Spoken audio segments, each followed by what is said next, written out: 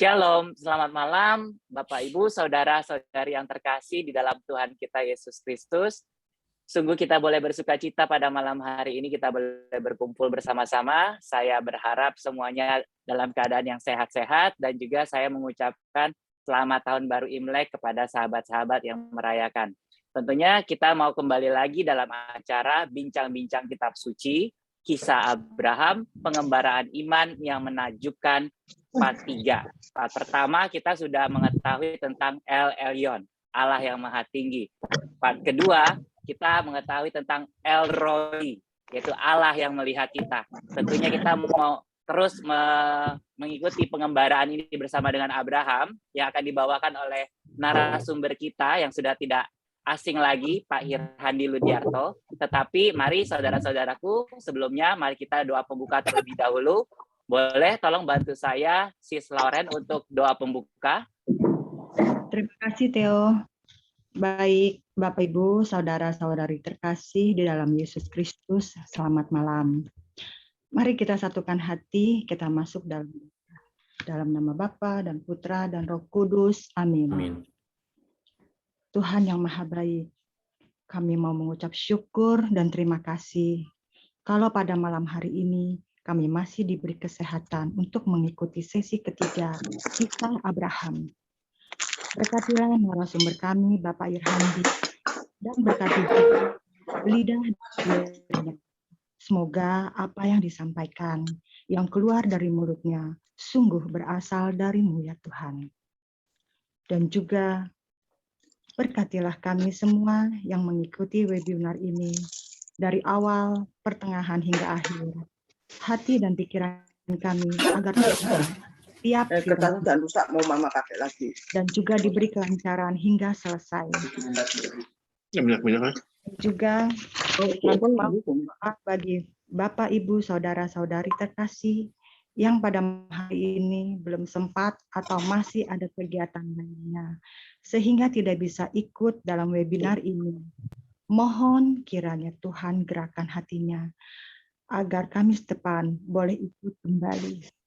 Terima kasih ya Tuhan, segala kemuliaan hanya bagi nama-Mu yang kudus. Dalam nama Bapa dan Putra dan Roh Kudus. Amin. Oke. Terima kasih. Terima kasih Sis Lauren. Bapak Ibu, sebelumnya beberapa peraturan, tolong mikrofonnya dinonaktifkan. Dan nanti kalau Bapak Ibu memiliki pertanyaan-pertanyaan, silakan diketik di kolom chat, nanti akan dijawab oleh narasumber kita pada sesi tanya-jawab. Silakan waktu dan tempatnya saya persilakan untuk Pak Irhandi. Oke. Selamat malam Ibu Bapak sekalian. Matthew, terima kasih. Pertama-tama saya mengucapkan selamat tahun baru Imlek bagi yang merayakan Kyonghi ya. Hari ini kita akan melanjutkan pengembaraan kita bersama dengan tokoh kita Abraham. Saya mau share screen sekarang. Oke. Oh iya, materi ini sudah saya siapkan. Nanti oleh Bro Matthew akan di-share di kolom chat dan di grup WA ya. Baik, inilah gambar terakhir kita. Kita ulang sedikit. Iya. Saudara lihat di sebelah kanan atas itu adalah sebuah ikon. Sering kita jumpai di gereja-gereja. Kadang-kala kita tidak paham ini gambar apa gitu ya. Gambar ini adalah gambar 3 malaikat yang mengunjungi Abraham. 3 malaikat yang mengunjungi Abraham dan kita tahu salah satunya adalah Tuhan sendiri. Gambar ikon ini diberi nama Tres Vidit Unum Adoravit yang artinya melihat 3 menyembah satu saja ya. Jadi para bapak gereja terutama Santo Agustinus ini menggunakan cerita tentang kunjungan 3 malaikat ke kemah Abraham di Kejadian bab 18 sebagai salah satu dasar kitab suci untuk Allah Tritunggal. Baik, ini kita tinggalkan. Sekarang kita akan lanjut ke bab yang seru, bab 19, cerita tentang Sodom dan Gomora. Baik, kita mulai ya dari ayat yang pertama. Kedua malaikat itu tiba di Sodom pada waktu petang. Lot sedang duduk di pintu gerbang. Sodom ketika melihat mereka, bangunlah ia menyongsong mereka lalu sujud dengan mukanya sampai ke tanah. Saudara, pintu gerbang di sini saya kasih highlight. Apa artinya pintu gerbang? Di pintu gerbang ini sebetulnya adalah ruang pengadilan. Jadi biasa di pintu gerbang ini akan duduk tua-tua kota, sesepuh kota, termasuk mereka akan menghakimi perkara-perkara, menjadi saksi dalam perkara jual beli tanah dan lain-lain. Maka kemungkinan besar Lot itu adalah salah seorang dari tua-tua kota Sodom. Lalu ketika Lot ini melihat ada tamu yang berkunjung, dia menyambut tamu itu lalu dia sujud dengan muka sampai ke tanah. Ingat ya, ini bukan berarti Lot menyembah manusia, bukan. Tetapi ini adalah bentuk penghormatan terhadap tamu. Jadi luar biasa memang adat masyarakat Timur Dekat pada saat itu. Mereka sangat menyambut tamu mereka. Ya, sangat menyambut tamu mereka. Tamu tidak boleh diabaikan. Maka di salah satu perumpamaan Yesus kan ada cerita tentang tetangga mana yang tidak membukakan pintu kalau pada malam hari ada orang yang berketuk, tolong bagi tepung karena saya kedapatan tamu, begitu. Nah, itu berdasarkan adat istiadat yang lazim pada saat itu. Kalau sekarang tidak ya. Ayat 2. Serta berkata, Tuan-tuan, silakan singgah ke rumah hambamu ini dan bermalamlah di sini dan basuhlah kakimu, maka besok pagi tuan-tuan boleh melanjutkan perjalanannya. Jawab mereka, tidak. Kami akan bermalam di tanah lapang. Saudara, malaikat yang datang mengunjungi Lot ini hanya tinggal dua orang. Karena satu malaikat yang adalah Tuhan itu tidak ikut dalam perjalanan ke Sodom. Ayat yang ketiga. Tetapi karena ia sangat mendesak mereka, singgahlah mereka dan masuk ke dalam rumahnya. Kemudian ia menyediakan hidangan bagi mereka, lalu membakar roti yang tidak berarti, lalu mereka makan. Oke ya, ini cukup jelas. Saya lanjutkan sekarang dengan ayat yang keempat, tapi sebelumnya kita akan lihat beberapa teks kitab suci yang berbicara tentang Sodom dan Gomora. Kita tahu apa yang terjadi dengan Sodom dan Gomora. Ya.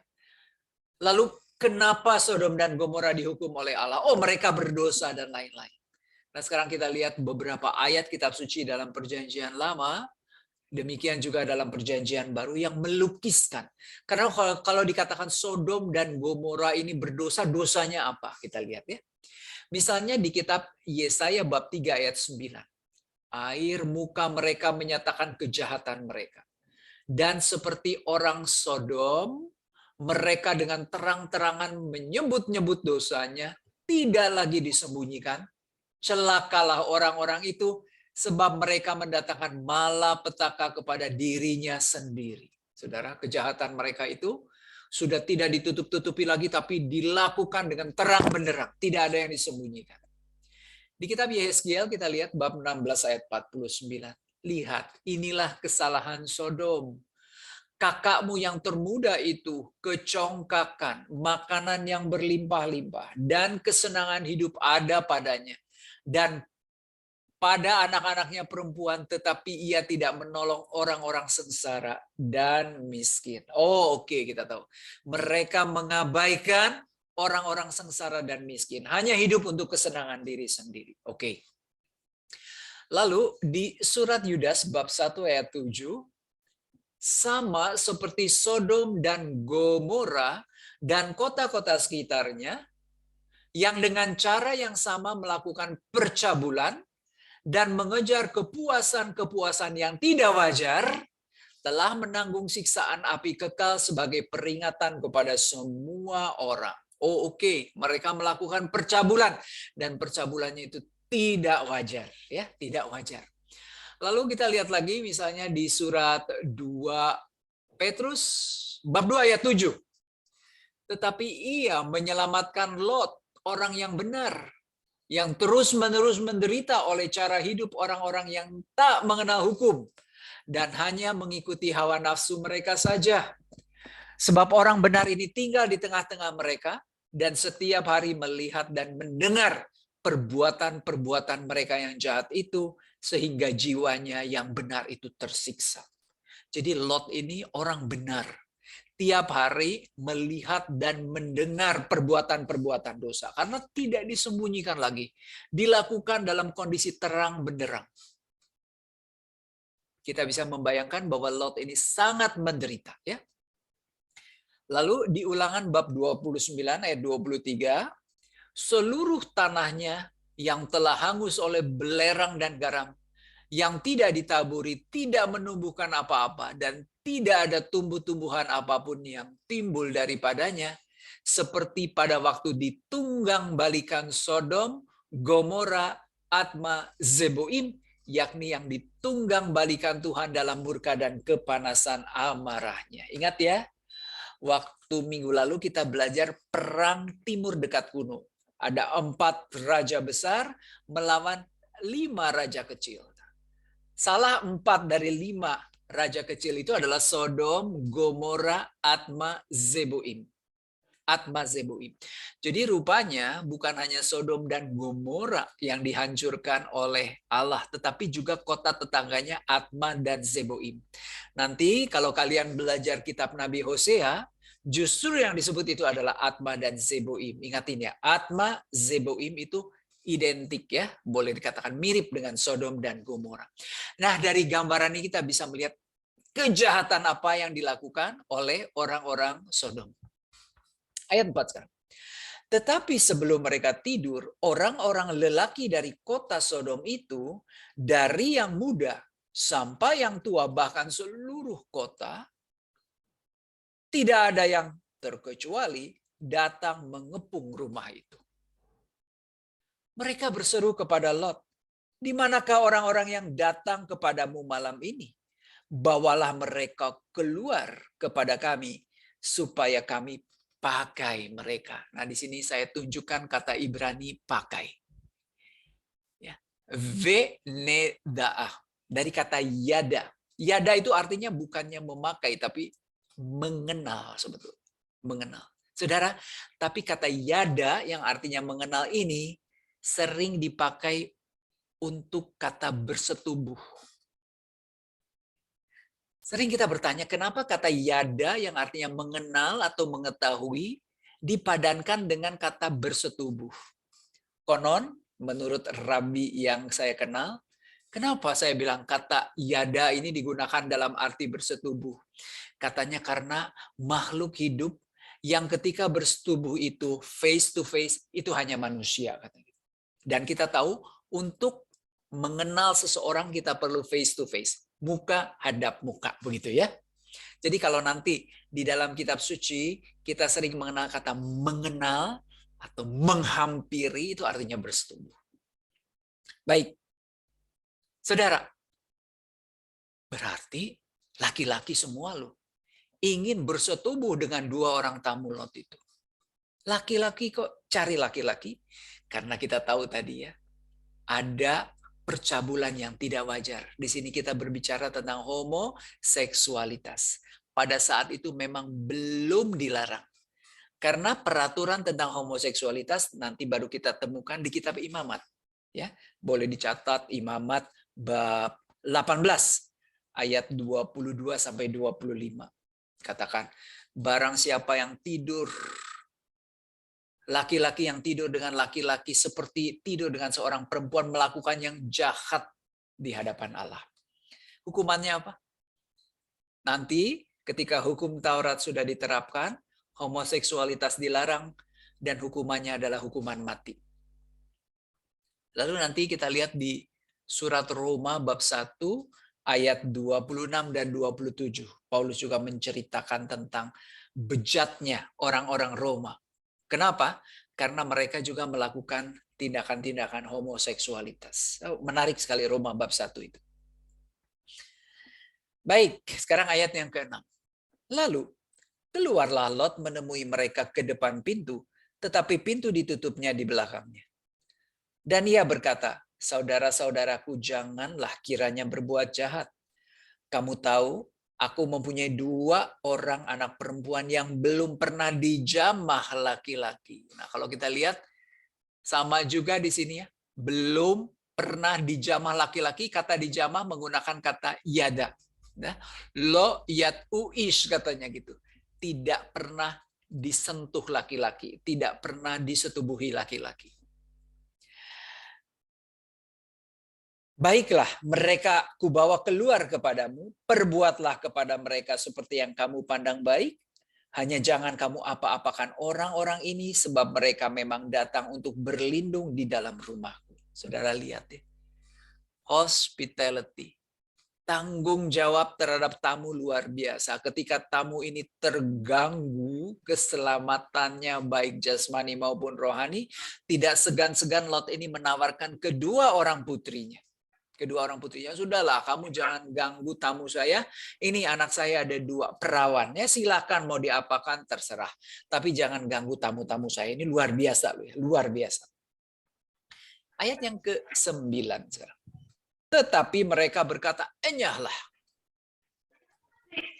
Lagi kata mereka, orang ini datang ke sini sebagai orang asing dan dia mau menjadi hakim atas kita. Ya, Lot itu memang kan datang ke Sodom sebagai orang asing. Kok mau jadi hakim atas kita? Sekarang kami akan menganiaya engkau lebih daripada kedua orang itu. Lalu mereka mendesak orang itu, yaitu Lot, dengan keras, dan mereka mendekat untuk mendobrak pintu. Tetapi kedua orang itu mengulurkan tangannya, menarik Lot masuk ke dalam rumah, lalu menutup pintu. Saudara, nanti saya undang ibu bapak sekalian, catat ini, untuk membaca kitab Hakim-Hakim bab 19. Ini adalah teks yang aneh banget dalam kitab suci. Ya, cerita tentang seorang gundik orang Lewi, yang sebetulnya pada malam hari itu mereka juga sedang mencari tempat penginapan, tidak ada, lalu bertamu pada seorang Yahudi, akan tetapi diganggu oleh penduduk lokal. Apa yang terjadi? Gundik orang Lewi ini diperkosa bergilir oleh orang-orang dari suku Benyamin. Lalu diceritakan bagaimana sang gundik ini diperkosa sampai lemas. Pagi-pagi dia dengan jalan tertatih-tatih balik ke rumah, lalu dia langsung pingsan dan mati. Cerita ini mirip dengan cerita Sodom dan Gomora. Silakan dibaca. Ini menarik sekali loh. Ada cerita seperti ini dan kita sering bertanya-tanya apa yang terjadi ya. Kenapa tiba-tiba bisa ada cerita seperti ini? Silakan dibaca. Oke. Sekarang kita lanjutkan ayat yang ke-11 dulu. Ayat yang ke-11. Dan mereka membutakan mata orang-orang yang di depan pintu rumah itu dari yang kecil sampai yang besar, sehingga percumalah orang-orang itu mencari-cari pintu. Oh, cara menyelamatkan Lot itu ternyata seluruh orang Sodom ini dibuat buta sehingga mereka mencari pintu pun tidak bisa. Bagaimana bisa mendobrak pintu dan menangkap Lot dengan kedua orang tamunya. Lalu kedua orang itu berkata kepada Lot, siapakah kaummu yang ada di sini lagi? Menantu atau anakmu laki-laki, anakmu perempuan, atau siapa saja kaummu di kota ini, bawalah mereka keluar dari tempat ini. Sebab kami akan memusnahkan tempat ini karena banyak keluh kesah orang tentang kota ini di hadapan Tuhan. Sebab itulah Tuhan mengutus kami untuk memusnahkannya. Keluarlah Lot, lalu berbicara dengan kedua bakal menantunya. Jadi punya 2 anak perempuan yang sebetulnya mungkin sudah dilamar begitu ya, sudah bertunangan, ini bakal menantu. Yang akan kawin dengan kedua anaknya perempuan, katanya, bangunlah, keluarlah dari tempat ini, sebab Tuhan akan memusnahkan kota ini. Tetapi ia dipandang oleh kedua bakal menantunya itu sebagai orang yang berolok-olok saja. Jadi menantu tidak mau diajak gila kabur dari kota Sodom. Ketika fajar telah menyingsing, kedua malaikat itu mendesak Lot supaya bersegera, katanya. Bangunlah, bawalah istrimu dan kedua anakmu yang ada di sini, supaya engkau jangan mati lenyap karena kedurjanaan kota ini. Lot, istrinya, dan 2 anak perempuan dia.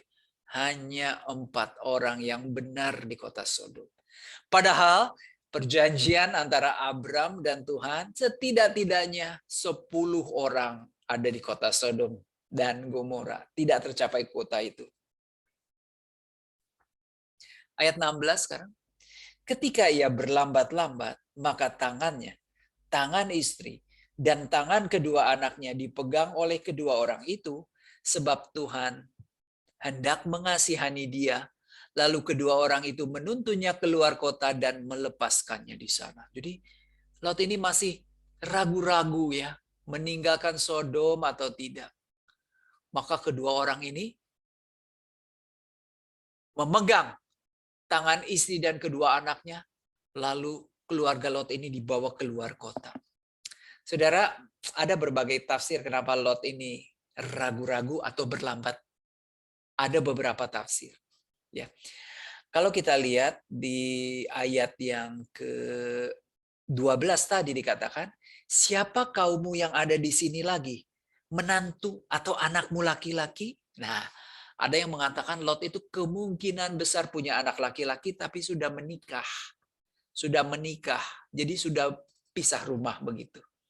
Jadi Lot ini wajar ya, agak ragu meninggalkan kota Sodom karena apa?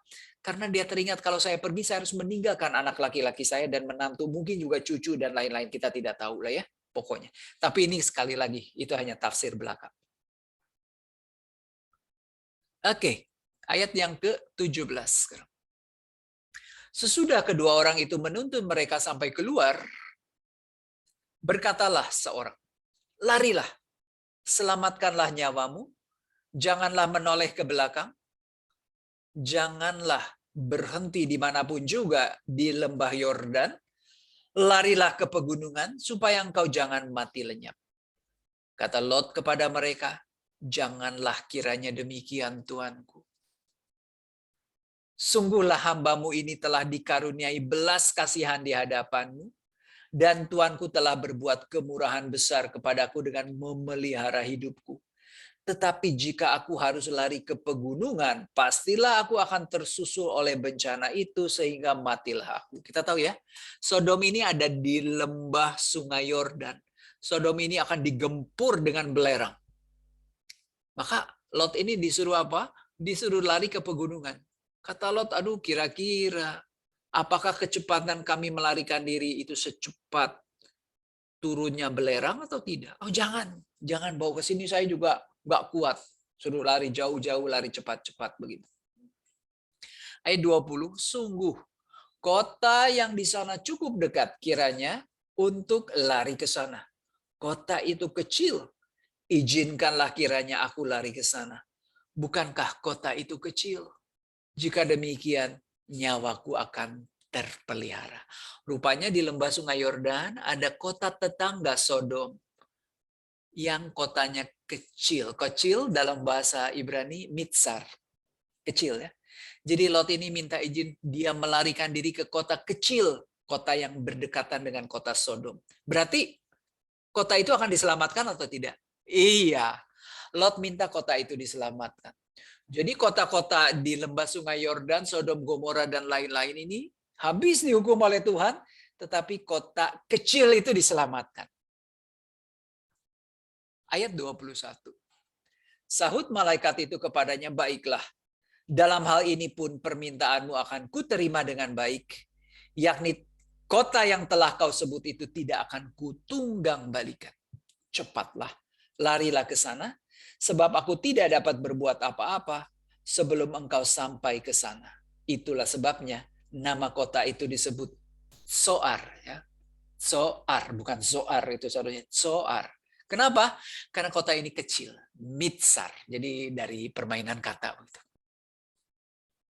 Kemudian Tuhan menurunkan hujan belerang dan api atas Sodom dan Gomora. Berasal dari Tuhan, dari langit, dan ditunggang balikannya kota-kota itu dan lembah Yordan dan semua penduduk kota-kota serta tumbuh-tumbuhan di sana.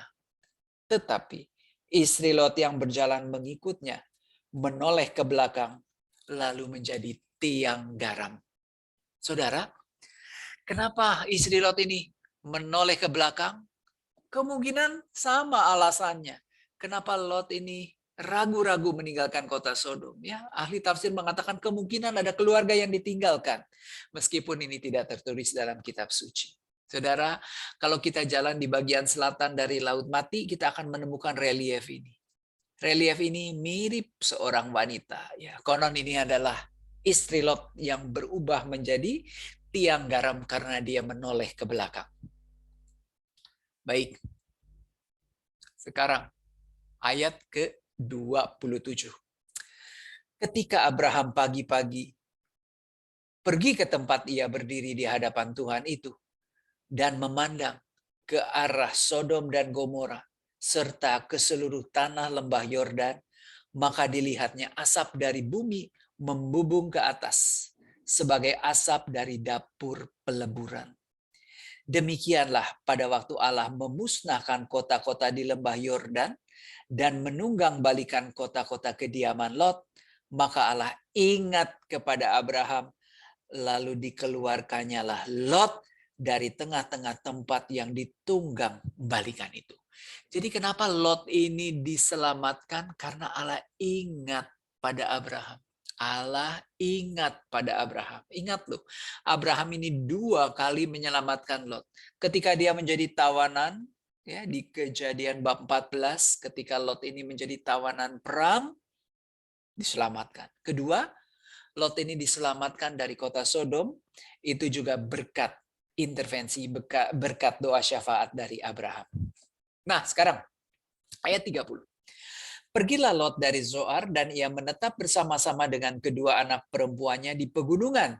Sebab ia tidak berani tinggal di Zoar, maka diamlah ia dalam suatu gua beserta kedua anaknya. Ini aneh ceritanya.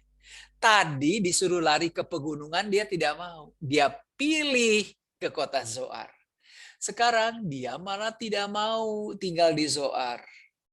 Tapi dia menetap di mana? Di pegunungan, ya. Aneh ceritanya.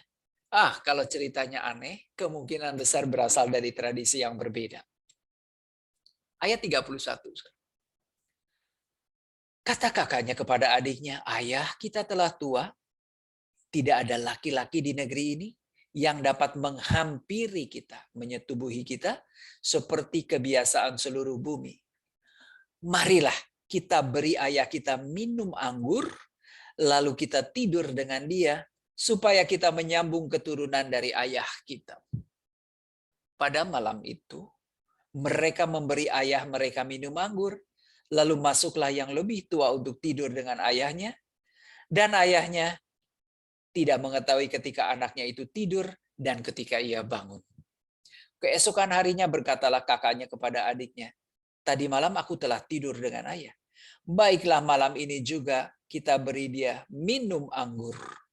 Masuklah engkau untuk tidur dengan dia, supaya kita menyambung keturunan dari ayah kita." Demikianlah juga pada malam itu mereka memberi ayah mereka minum anggur, lalu bangunlah yang lebih muda untuk tidur dengan ayahnya, dan ayahnya itu tidak mengetahui ketika anaknya itu tidur dan ketika ia bangun. Parah banget ya. Jadi saudara, cara kedua kakak beradik ini berupaya untuk melanjutkan keturunan Lot adalah dengan tidur dengan ayahnya sendiri. Ini incest sebetulnya, tidak boleh ya. Incest. Tapi nanti akan kita lihat kenapa ada cerita seperti ini ya. Ayat 36 kita baca. Lalu mengandunglah kedua anak Lot itu dari ayah mereka. Yang lebih tua melahirkan seorang anak laki-laki dan menamainya Moab. Dialah bapa orang Moab yang sekarang. Yang lebih muda melahirkan seorang anak laki-laki dan menamainya Ben-Ami. Dialah bapa Bani Amon yang sekarang. Coba lihat. Di mana itu Moab? Kalau kita lihat ini Israel ya. Yang merah ini Israel. Yang merah tua ini Yehuda. Yudea. Berarti inilah Palestina ya. Moab ini negara tetangga. Amon juga negara tetangga. Semuanya ini punya pertalian saudara sebetulnya dengan bangsa Israel. Misalnya, ya, karena kita tahu Edom misalnya. Edom itu keturunan dari mana? Keturunan dari Esau. Kalau Israel keturunan dari Yakub. Esau dan Yakub kakak beradik. Sekarang kita lihat, Moab dan Amon saudara nggak dengan Israel? Saudara. Dari mana? Mereka keturunan Lot loh. Lot ini adalah keponakan dari Abraham. Berarti saudara juga. Ya kan? Tapi ingat nggak cerita? Ada orang yang mabuk. Orang yang mabuk. Di cerita sebelum Kejadian bab 19. Pernah tahu nggak ada ceritanya? Ada orang yang mabuk. Dari cerita mabuk itu kemudian lahir sejarah sebuah bangsa. Ada yang tahu? Nuh. Nuh ini pernah suatu kali minum anggur sampai mabuk. Ketika mabuk itu dia telanjang bulat. Nah, anaknya yang bernama Ham, itu melihat ayahnya telanjang bulat. Lalu dia berkata kepada kedua saudaranya, Sem dan Yafet. Si papa telanjang bulat. Waduh, Sem dan Yafet begitu tahu bapaknya telanjang bulat, lalu mereka mengambil sarung, lalu mereka itu berjalan mundur karena tidak mau lihat ayahnya telanjang. Mereka berjalan mundur lalu menutupi aurat dari Nuh. Ketika Nuh ini bangun dari mabuknya, lalu dia mendengar cerita itu, lalu dia katakan, Ham, kurang ajar ya. Kamu tidak berbuat sesuatu ketika aku telanjang bulat dalam keadaan mabuk.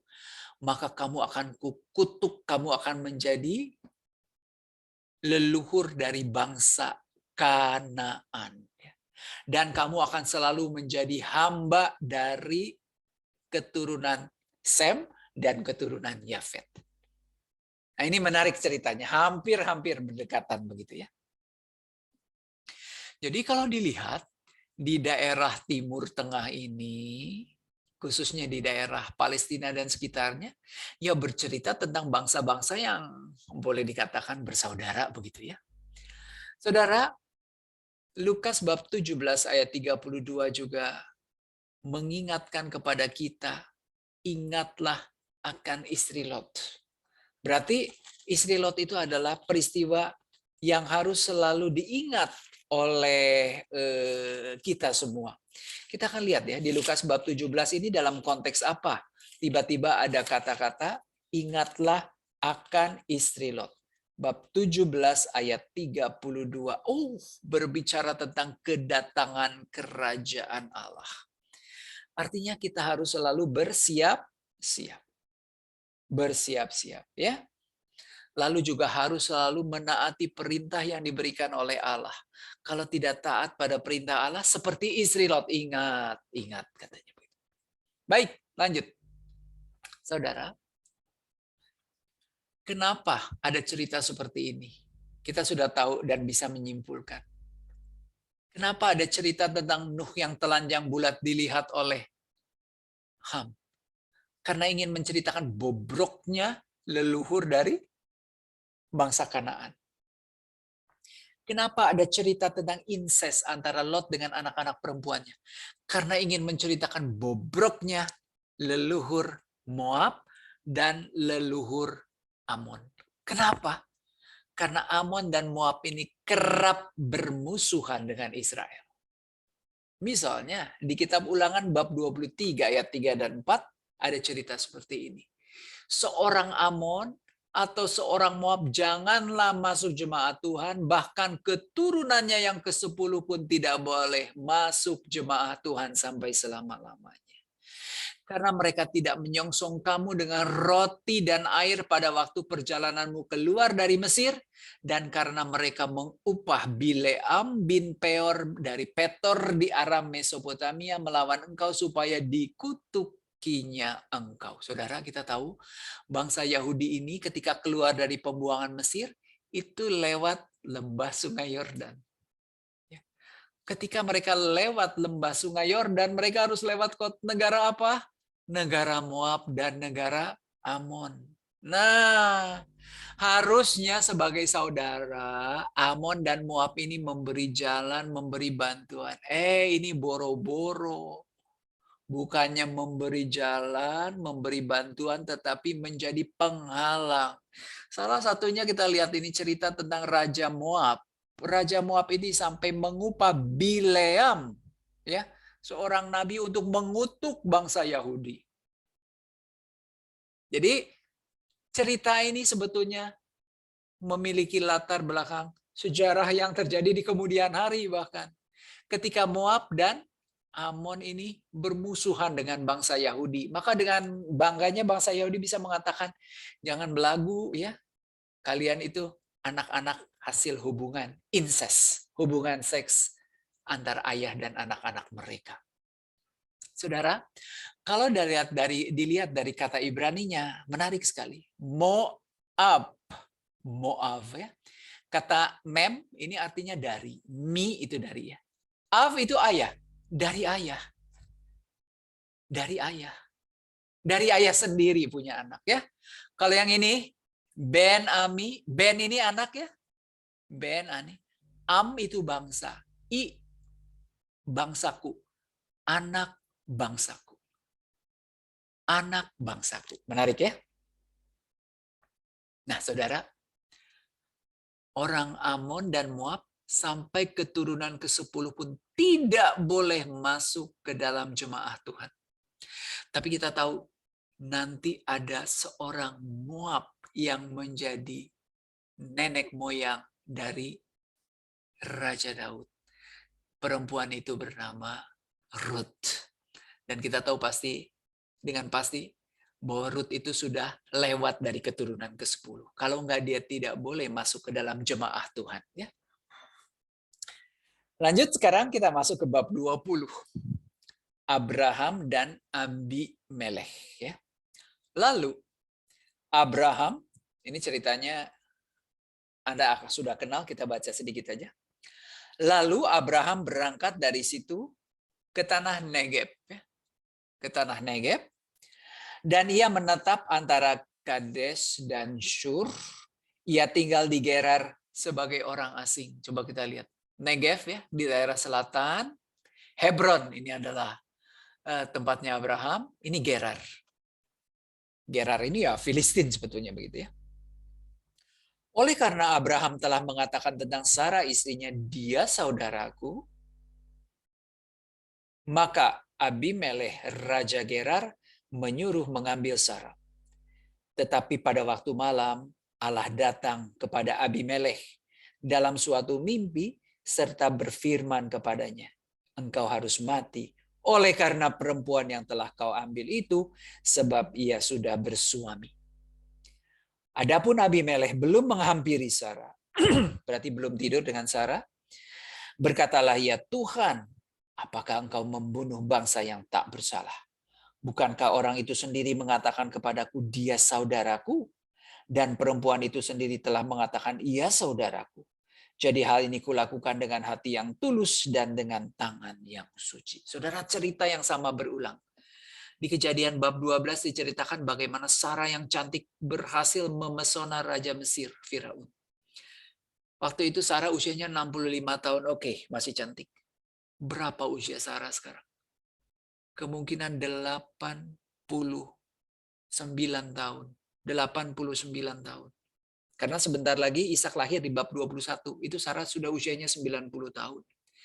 89 wanita apa yang masih memesona Raja Abimelekh? Ya, saudara, cerita ini nonsens, sebenarnya tidak masuk akal. Maka kita yakin sebetulnya cerita ini adalah cerita yang sama, diceritakan 2 kali, bahkan nanti di Kejadian bab 26 diceritakan 3 kali. Ya, cerita tentang ibu bangsa yang cantik yang memesona raja asing. Dan cerita bagaimana Allah melindungi kakek dan nenek moyang bangsa Israel. Karena apa? Sarah ini tidak boleh ditoel sama sekali. Kenapa tidak boleh ditoel? Sorry, saya minum sebentar. Karena dari rahim Sarah akan lahir seorang ahli waris. maka ini tidak boleh diganggu. Nggak boleh diganggu.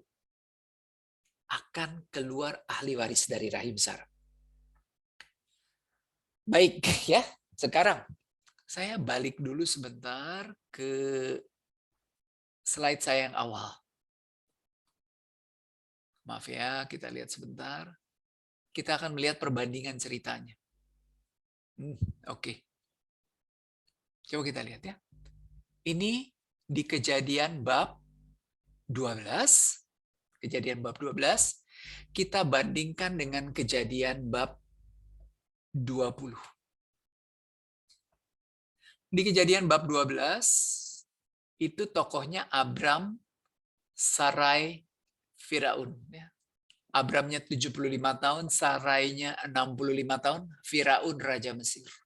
Sekarang Abraham sudah ganti, Sarah dan Abimelekh. Abraham sudah berusia 99 tahun, Sarah sudah berusia 89 tahun. Dan mereka ini berjumpa dengan Abimelekh Raja Filistin Gerar. Ya. Sekarang saudara, motifnya apa? Istri cantik, maka takut dibunuh. Kalau di sini tidak diceritakan loh, Sarahnya cantik, tapi hanya takut dibunuh. Gitu. Ya. Terus sekarang kita lihat, dua-duanya berdusta, maka ada akibat dari dusta ini. Ya, Sarai dibawa ke istana Firaun. Demikian juga Sarah diambil ke istana Gerar. Oke, saudara, mirip ya ceritanya. Sekarang kita lanjutkan lagi dengan ayat yang ke-6. Lalu berfirmanlah Allah kepadanya dalam mimpi, kepada Abimelekh ya. Aku tahu juga bahwa engkau telah melakukan hal itu dengan hati yang tulus, maka aku pun telah mencegah engkau untuk berbuat dosa terhadap engkau, sebab itu aku tidak membiarkan engkau menjamah dia. Oh, oke. Saudara, kepura-puraan ini terbongkar karena Allah memberi mimpi kepada Abimelekh dan memperingatkannya. Sedangkan di cerita yang pertama, kepura-puraan ini terbongkar karena apa? Karena ada tulah yang dikirim oleh Tuhan kepada Firaun. Jadi sekarang kembalikanlah istri orang itu sebab dia seorang nabi. Ia akan berdoa untuk engkau, maka engkau tetap hidup. Tetapi jika engkau tidak mengembalikan dia, ketahuilah engkau pasti mati. Engkau dan semua orang yang bersama-sama dengan engkau. Luar biasa ya. Allah itu menjawab raja dalam mimpi, aku tahu engkau tidak bersalah. Aku mencegah engkau untuk berbuat dosa. Tapi ingat, Abraham itu nabi dan dia akan berdoa untuk engkau supaya engkau ini terbebas dari malapetaka. Nabi loh, Abraham ini. Abraham ini nabi. Dan dia akan menjadi pendoa. Keesokan harinya pagi-pagi Abimelekh memanggil semua hambanya dan memberitahukan seluruh peristiwa itu kepada mereka. Lalu sangat takutlah orang-orang itu. Kemudian Abimelekh memanggil Abraham dan berkata kepadanya, perbuatan apa yang kau lakukan ini terhadap kami? Dan kesalahan apa yang kulakukan terhadap engkau? Sehingga engkau mendatangkan dosa besar atas diriku dan kerajaanku. Engkau telah berbuat hal-hal yang tidak patut kepadaku. Nah saudara, sekarang kita lihat ayat 10. Lagi kata Abimelekh kepada Abraham, apakah maksudmu maka engkau melakukan hal ini? Lalu Abraham berkata, aku berpikir takut akan Allah tidak ada di tempat ini. Tentulah aku akan dibunuh karena istriku. Lagi pula ia benar-benar saudaraku, anak ayahku, hanya bukan anak ibuku, tetapi kemudian ia menjadi istriku. Wah, saudara, Bapak bangsa menjelaskan alasan dia berpura-pura. Nomor 1, dia merasa takut akan Allah tidak ada di Gerar. Yang kedua, Sarah itu benar-benar saudaranya katanya. saudara seayah tapi tidak seibu. Ini ada satu cerita rupanya seperti ini. Yang kita tahu dari tradisi, Sarah itu adalah keponakan dari Abraham. Ya. Di kitab suci malah ada catatan lain yang mengatakan Sarah adalah saudara tiri dari Abraham. Pernikahan antara sesama saudara meskipun tiri, nah, sebetulnya tidak diizinkan ya. Tapi sekali lagi, ini Taurat belum laku pada saat itu. Oke. Ayat 13. Ketika Allah menyuruh aku mengembara keluar dari rumah ayahku, berkatalah aku kepada istriku, tunjukkanlah kasihmu kepadaku, yakni katakanlah tentang aku di tiap-tiap tempat di mana kita tiba, ia saudaraku. Kemudian Abimelekh mengambil kambing domba dan lembu sapi, hamba laki-laki dan perempuan, lalu memberikan semuanya kepada Abraham. Sarah istri Abraham juga dikembalikan kepadanya. Ini sama ya. Di Mesir, Firaun juga menganugerahi Abraham dengan berbagai macam kekayaan ya, entah itu hewan maupun hamba. Tapi ada catatan di ayat 15, dan Abimelekh berkata, negeriku ini terbuka untuk engkau, menetaplah di mana engkau suka. Lalu katanya kepada Sarah, telah kuberikan kepada saudaramu 1000 shikal perak. Itulah bukti kesucianmu bagi semua orang yang bersama-sama dengan engkau. Maka dalam segala hal engkau dibenarkan. Saudara, ada cerita dikatakan bahwa kesucian Sarah ini luar biasa sampai diberi hadiah 1000 shikal perak. Berapa gramnya itu? 12 gram kali 1000 berarti 12 kilogram perak. Nah, ini menjadi bukti kesucian. Dalam teks Ibraninya sulit dibayangkan kata-katanya. Karena di artinya sebetulnya adalah tutup mata ya artinya. Tapi ya sudahlah diterjemahkan seperti ini. Lalu Abraham berdoa karena dia itu nabi kepada Allah, dan Allah menyembuhkan Abimelekh dan istrinya dan budak-budaknya perempuan sehingga mereka melahirkan anak. Sebab tadinya Tuhan menutup kandungan setiap perempuan di istana Abimelekh karena Sarah istri Abraham itu. Oh, rupanya itulah yang diberikan kepada istana Abimelekh itu adalah mandulnya perempuan-perempuan di istana Abimelekh. Baik, saudara. Seperti saya katakan, cerita ini kemungkinan besar hanya satu kejadian, tapi diceritakan dalam 2 versi. Karena kalau kita berpikir secara logis, mustahil. Dan kita tahu Sarah itu pada saat itu sedang mengandung. Nanti di bab 21 itu Ishak lahir, perutnya sudah besar. Nenek-nenek 89 tahun, perutnya besar, masih memesona Raja Abimelekh. Ya, aneh bin ajaib. Tapi ya sudahlah. Seperti saya katakan, inilah cara orang Yahudi menyatakan nenek moyang kami, kakek moyang kami, orang-orang yang luar biasa. Di usia 90 tahun masih cantik, menarik, memesona raja. Tapi saudara, kalau kita lihat, memang ada beda tradisi di Kejadian bab 12 dengan Kejadian bab 20. Dan tanda-tandanya saya berikan di tabel ini. Pertama, kita melihat kata mimpi. Saudara, kalau menemukan Allah itu mewahyukan sesuatu lewat mimpi atau lewat malaikat, ini pasti menurut ahli kitab suci tradisi utara, tradisi kerajaan utara yang sering disebut sebagai tradisi Elohis. Kenapa? Karena menyebut Allah dengan sebutan Elohim atau Allah. Ya, sedangkan kalau di Kejadian bab 12 ini tradisi selatan, Yahwis, menyebut Allah sebagai Tuhan. Yang kedua, yang harus kita lihat lagi tandanya adalah takut akan Allah. Takut akan Allah. Yirat Elohim ini juga kata-kata yang sangat digemari oleh tradisi Elohis. Oke, itu perbandingannya bisa dilihat lagi sendiri ya. Kita balik sekarang.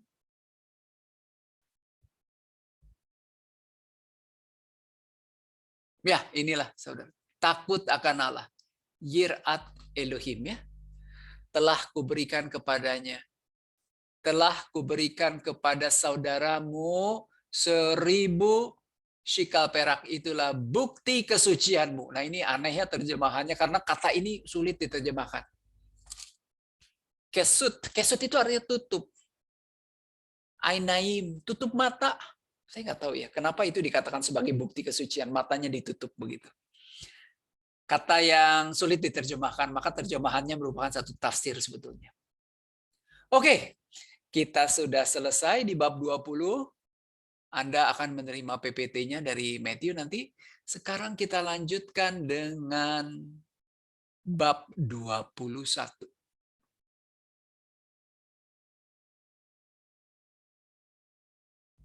Bab 21 sekarang ya.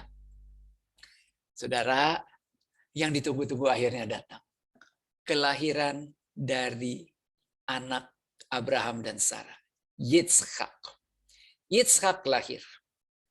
Tuhan memperhatikan Sarah seperti yang difirmankannya, dan Tuhan melakukan kepada Sarah seperti yang dijanjikannya.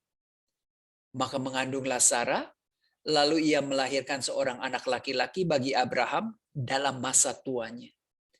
Pada waktu yang telah ditetapkan sesuai dengan firman Allah kepadanya. Abraham menamakan anak yang baru lahir itu Yitzhak. Lihat katanya, ini di sebelah kiri atas. Yitzhak, dari kata cahak artinya tertawa. Dia tertawa. Kemudian Abraham menyunat Yitzhak, anaknya itu ketika berumur 8 hari, sesuai dengan perjanjian di Kejadian bab 17, seperti yang diperintahkan Allah kepadanya. Adapun Abraham berumur 100 tahun ketika Yitzhak anaknya lahir baginya. Ya, saudara, Abrahamnya 100, Sarah berarti 90 tahun. Mereka berbeda 10 tahun. Berkatalah Sarah, Allah telah membuat aku tertawa. Yitzhak, ya. Setiap orang yang mendengarnya akan tertawa karena aku. Lagi katanya, siapakah tadinya yang dapat mengatakan kepada Abraham, Sarah menyusui anak? Namun aku telah melahirkan seorang anak laki-laki baginya pada masa tuanya. Pada masa tuanya. Oke. Kita lanjutkan. Nah, saudara, ayat 8. Bertambah besarlah anak itu dan ia disapih. Apa artinya disapih? Disapih itu artinya lepas dari susu ibunya. Biasanya di usia 3 tahun. Lalu Abraham mengadakan... Oi.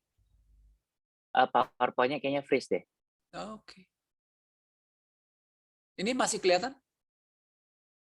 Saya ulang sekali lagi ya. Ya, kamu harus ingetin namanya teknologi. Ini udah kelihatan? Sudah, Pak Ir. Oke, ya. Yang ini tadi udah dilihat ya. Sekarang kita pindah ke sini. Ini udah ganti belum gambarnya? Halo? Sudah, Pak Ir. Sudah, oke ya. Sekarang. Jadi bertambah besarlah anak itu. Bertambah besarlah anak itu dan ia disapih, lepas dari susu ibunya, biasa usia 3 tahun. Lalu Abraham mengadakan perjamuan besar pada hari Yitzhak disapih itu.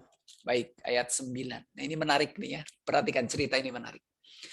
Pada waktu itu Sarah melihat bahwa anak yang dilahirkan Hagar perempuan Mesir itu bagi Abraham sedang main dengan Yitzhak, anaknya sendiri. Berkatalah Sarah kepada Abraham, usirlah hamba perempuan itu beserta anaknya, sebab anak hamba itu tidak akan menjadi ahli waris bersama-sama dengan anakku Yitzhak.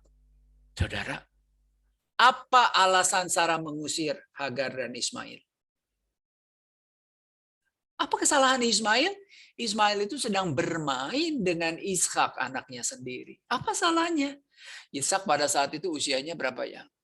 Ishak itu lahir ketika Abraham berusia 86 tahun. Beda 14. Ishak sudah 17 tahun.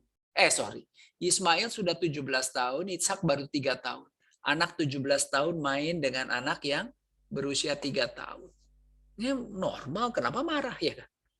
Nah, ini menarik sekali. Saudara, kata main, metzachek, bermain. Asli dalam teks Ibraninya, dengan Ishak anaknya sendiri saya kasih kurung. Tidak ada dalam teks Ibrani. Ini ada dalam teks Yunani saja. Ditambahkan di teks Yunani, Septuaginta. Jadi kalau teks aslinya Ibrani bunyinya, pada waktu itu Sarah melihat bahwa anak yang dilahirkan Hagar perempuan Mesir itu bagi Abraham sedang bermain. Metzahek, titik. Saudara, apalagi kalau seperti itu, kalau kita baca teks Ibraninya, saya akan ketawa. Aduh, Sarah lihat Ishak lagi, lihat Ismail main aja nggak seneng begitu, sampai harus diusir. Nah, tapi hati-hati dengan kata Metzahek, bermain. Karena di dalam perjanjian lama, kata Metzahek ini punya konotasi seksual. Contohnya ya, Anda tahu gambar ini, gambar siapa? Gambar Yusuf dan istri Potifar. Kan istri Potifar berusaha merayu Yusuf toh, tapi Yusufnya tidak mau. Maka istri Potifar kemudian balik memfitnah Yusuf. Oh, dia mau memperkosa saya. Coba lihat kata-kata dia. Ketika dia mengatakan, ketika dia mengatakan bahwa Yusuf itu mau memperkosa dia. Apa yang dia katakan kepada suaminya? Hamba orang Ibrani yang kau bawa kemari itu datang kepadaku untuk mempermainkan aku. Yang digunakan kata letzahek. Jadi saudara, kata metzahek bermain itu memang memiliki konotasi seksual. Sehingga beberapa rabi Yahudi menerjemahkan, Sarah ini nggak betah ngelihat Ismail karena Ismail ini kurang baik kondisinya secara seksual. Entah dia sering bermain-main dengan hamba-hamba perempuan dan lainnya, tidak tahu. Teorinya seperti itu. Tapi, saudara, andai kata kita ikuti Septuaginta ada catatan dengan Ishak anaknya sendiri, itu jauh lebih parah lagi. Ya kan? Kalau ada laki-laki 17 tahun bermain dengan konotasi seksual dengan anak usia 3 tahun, pedofilia. Maka Sarah ini deg-degan. Aduh, anakku jangan sampai jadi korban pedofil. Nah, ini terjemahan. Ya, terjemahan tafsir, mohon maaf. Kata letzahek ini dipakai lagi. Coba lihat di Kejadian bab 26. Nah, Kejadian bab 26 ini akan menceritakan bagaimana Raja Abimelekh kembali berurusan dengan perempuan yang menjadi ibu bangsa Yahudi. Tapi kali ini Ribka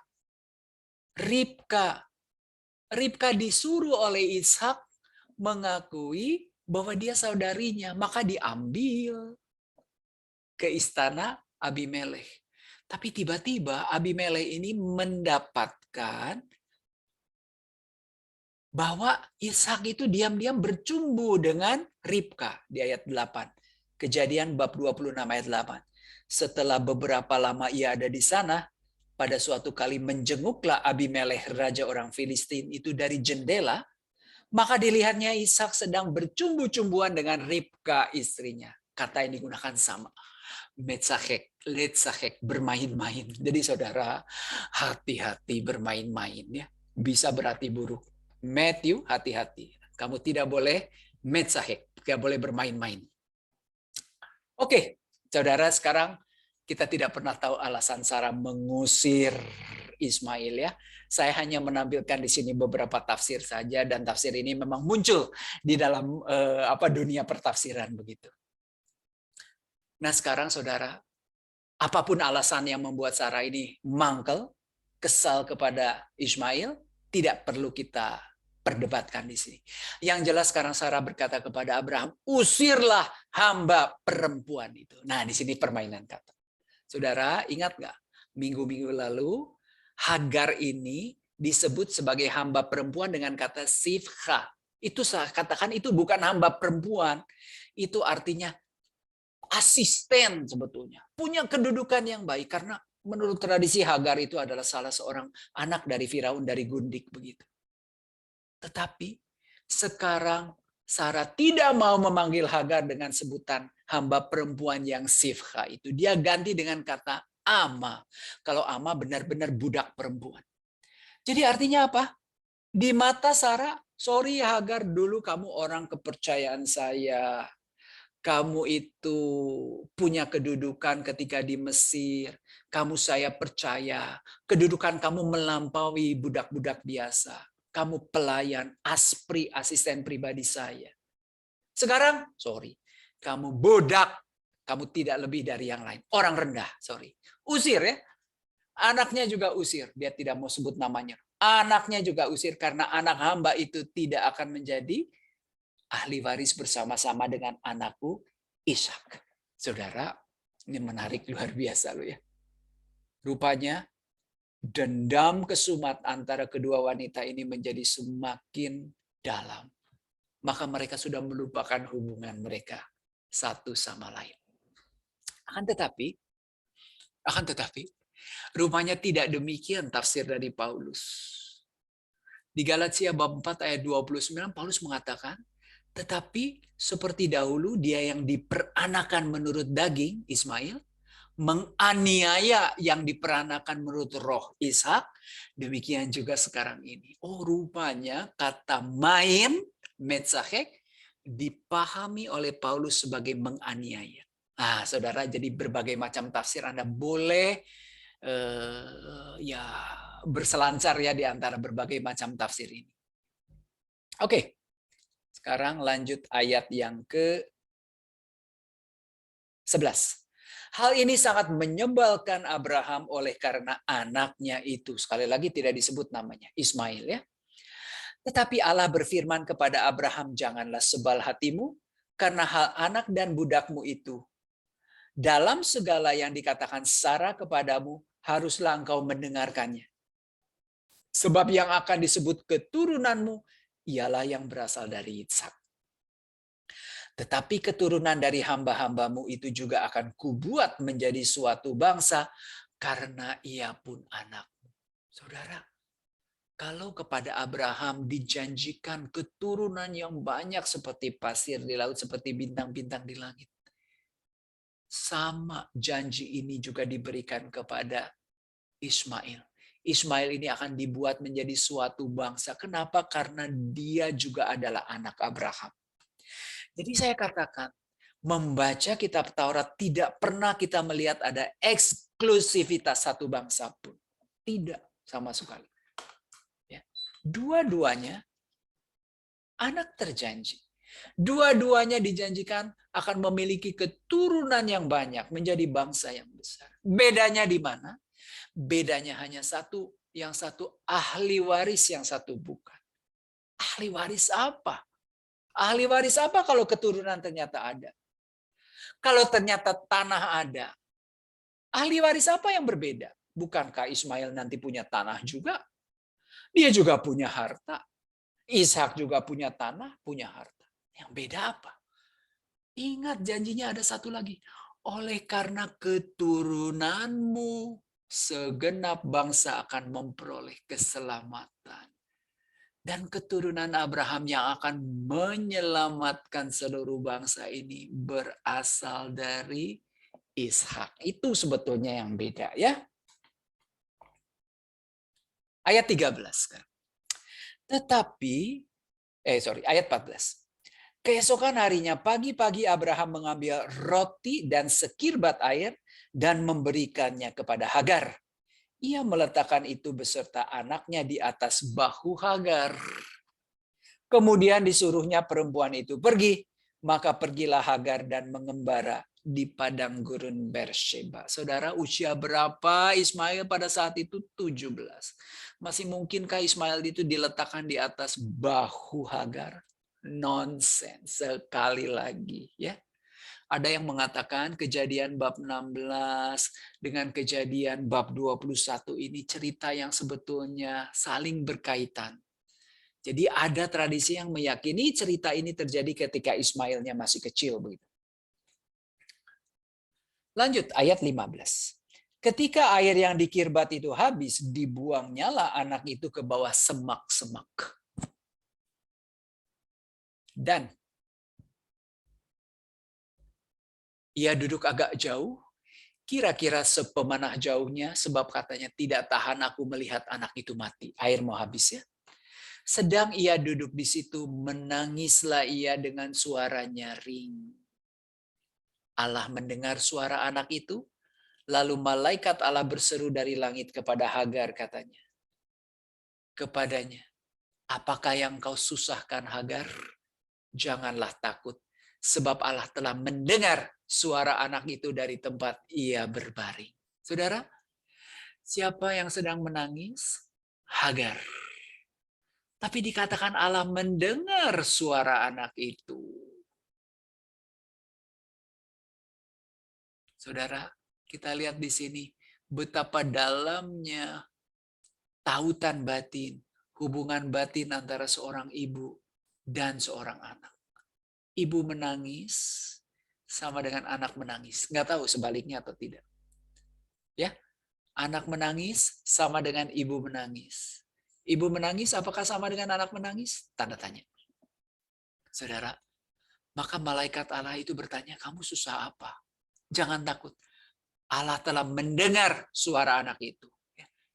Yishma mendengar. Ya.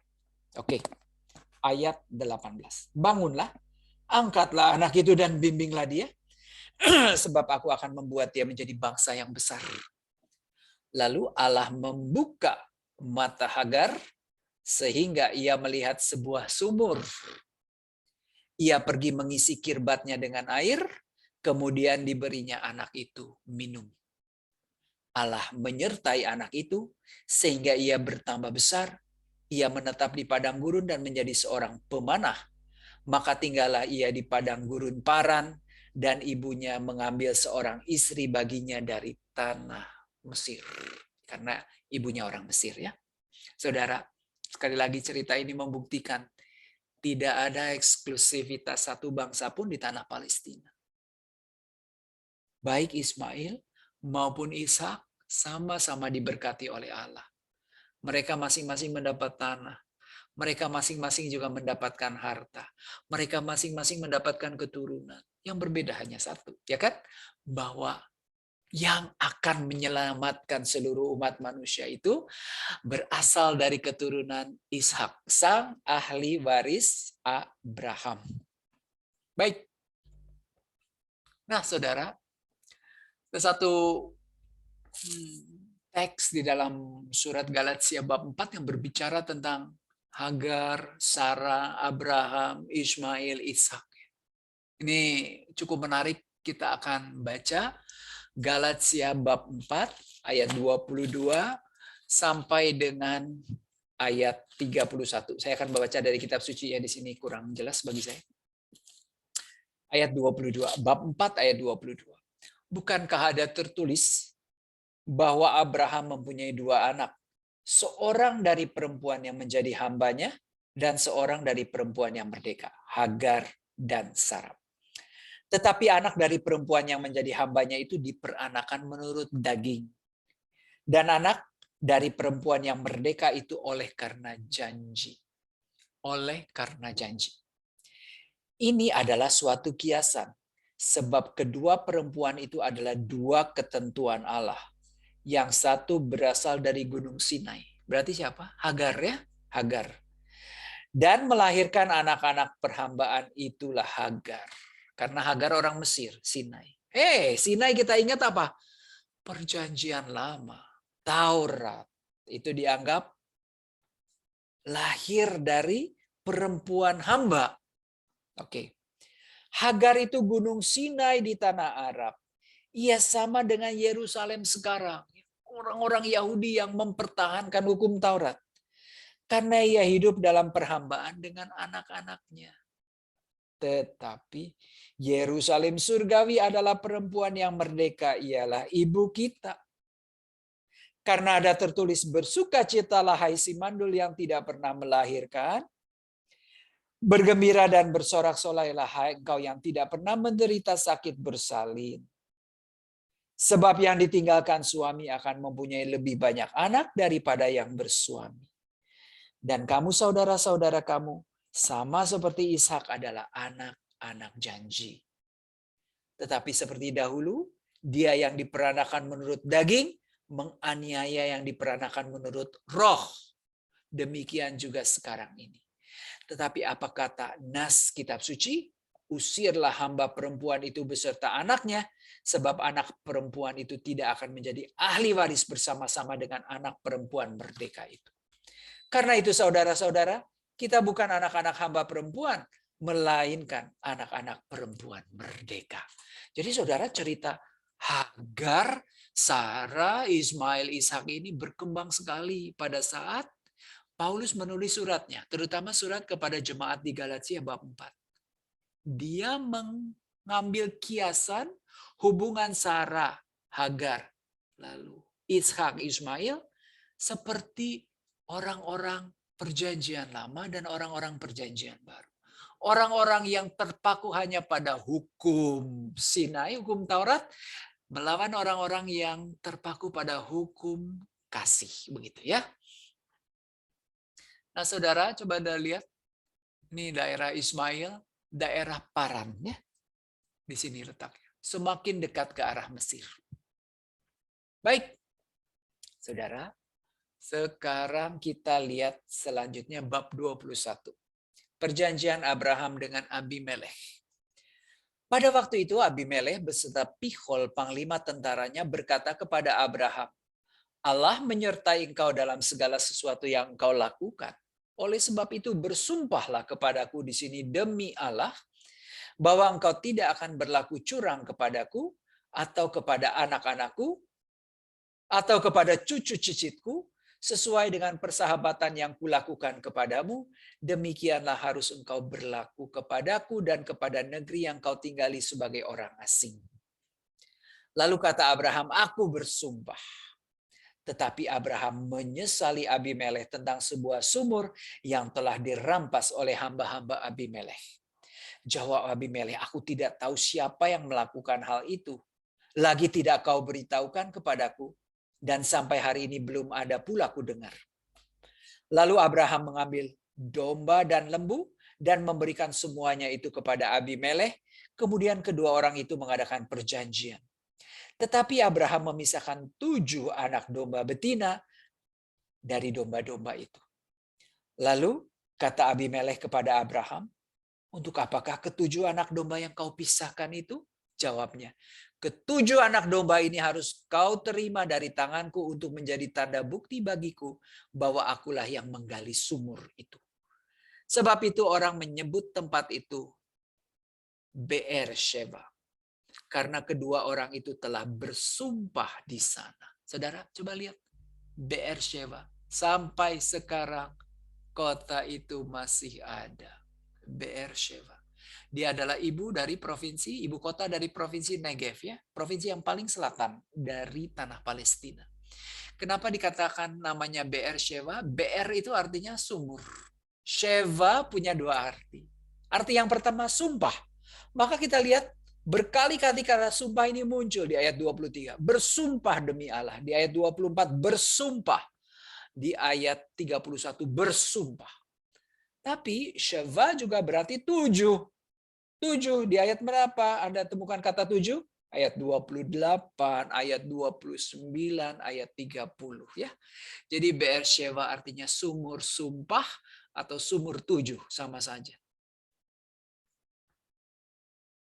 Baik, saudara. Sekarang ayat yang ke-33. Kita jawab tadi ya. Pengantar yang diberikan oleh Matthew. Minggu pertama kita kenal El Elyon. Minggu kedua kita kenal El Roi. Sekarang kita kenal El yang lain. Lalu Abraham menanam sebatang pohon tamariska. Anda lihat tamariska? Di Be'er Sheva. Dan memanggil di sana nama Tuhan Allah yang kekal. Ya, Tuhan Yahweh, Allah yang kekal, El Olam. Ini nama yang ketiga. Betul. Kisah Abraham penuh dengan nama-nama gelar Allah. El Elyon, ya. El Roi, sekarang El Olam, El Olam, Allah yang kekal, Allah yang kekal. Dan masih lama Abraham tinggal sebagai orang asing di negeri orang Filistin. Saudara, Anda mungkin kaget, kenapa saya pasang wajah ini, Wahid Abdul Allah Bosch. Kenapa saya tulis ini? Siapakah dia? Saudara, dia itu sebetulnya adalah petugas PBB. Petugas PBB tetapi dicurigai menyalahgunakan bantuan PBB untuk membantu golongan Hamas. Kita tahu Hamas ini musuhnya Israel. Maka Wahid Abdul Allah Bosch ini dipenjarakan di Beersheba. Saudara, cerita kali ini menampar kejadian ini. Karena kita tahu ya, Filistin, kata Ibraninya itu sekarang dipakai menjadi Palestina. Lihat di sini. Orang Israel, Abraham, mengadakan perjanjian dengan orang Filistin. Orang Palestina, diwakili oleh Abimelek. Apa janjinya? Kamu harus berlaku baik kepada anak-anakku, kepada cucu-cucuku sesuai dengan persahabatan yang kulakukan kepadamu. Itu ya, ironi sekali ceritanya. Ribuan tahun kemudian di tempat yang sama Beersheba terjadilah ya suatu peristiwa yang benar-benar mengingkari persahabatan, perjanjian persahabatan yang dilakukan oleh dua kakek moyang bangsa Israel dan bangsa Filistin. Oke. Bab 22. Tidak akan semua saya bahas. Kita cerita sedikit saja ya, karena ini bab yang paling menarik dari seluruh cerita Abraham. Cerita tentang Abraham mengorbankan Ishak ini merupakan, boleh dikatakan, masterpiece-nya. Merupakan cerita yang paling menarik. Saudara, dalam tradisi Yahudi, kita sebut sebagai akedat. Akedat ya, ini akedat Yitzhak. Mengikat Ishak. Akad itu artinya mengikat. Atau Ishak diikat. Oke, kita pelajari beberapa teks saja ya. Nanti kita tutup dengan tanya jawab. Beberapa ayat saja kita baca, tidak akan selesai semuanya. Setelah semuanya itu Allah mencobai Abraham. Nise mencobai, betul? Ia berfirman kepadanya, Abraham. Lalu sahutnya, ya Tuhan. Firman-Nya, ambillah anakmu yang tunggal itu, yang engkau kasihi yakni Ishak, pergilah ke tanah Moria dan persembahkanlah dia di sana sebagai kurban bakaran pada salah satu gunung yang akan kukatakan kepadamu. Saudara, ada beberapa yang perlu kita perhatikan baik-baik. Firman Allah ini berisi beberapa kata kerja. Ambillah. Ya, ambillah. Pergilah. Lalu persembahkanlah. 3 kata kerja. Apa yang harus diambil? Anakmu yang tunggal, katanya. Anakmu yang tunggal. Saudara, di Septuaginta tidak disebut anakmu yang tunggal, tetapi anakmu yang terkasih. Ton agapeton. Agape tahu kan, kasih. Saudara, Anda ingat apa ya? Inilah anakku yang kukasihi. Kepadanya aku berkenan. Inilah anakku yang kukasihi. Dengarkanlah dia. Ingatkan ya? Di Injil, Allah berfirman 2 kali. Ketika Yesus dibaptis oleh Yohanes Pembaptis, langit terkoyak, suara dari langit berbunyi, inilah anakku yang kukasihi. Kepadanya aku berkenan.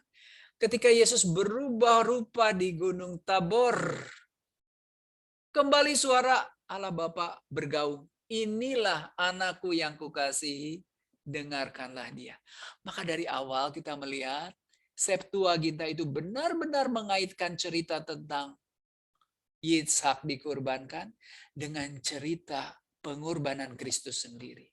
Anak yang terkasih. Ton, huion, ton agapeton. Saudara, berapa usia Ishak ketika dia disalibkan? Ketika dia hendak dikurbankan oleh Abraham. Menurut Yosefus dia berusia 25 tahun. Tetapi menurut Talmud itu apa ya? Sejenis hukum Taurat yang lisan begitu ya, bukan hukum Taurat yang tertulis. Itu usianya 33 tahun. Anda lebih ingat lagi, 33 tahun ini adalah usia ketika Yesus ini disalibkan. Maka sekali lagi ya, Anakku yang kukasihi, 33 tahun. Oke, pergilah kemana? Ke tanah Moria. Saudara, nanti kita lihat tanah Moria itu apa? Coba kita lihat ayat yang ada di kanan atas ini. Kita baca ya. 2 Tawarikh bab 3 ayat 1.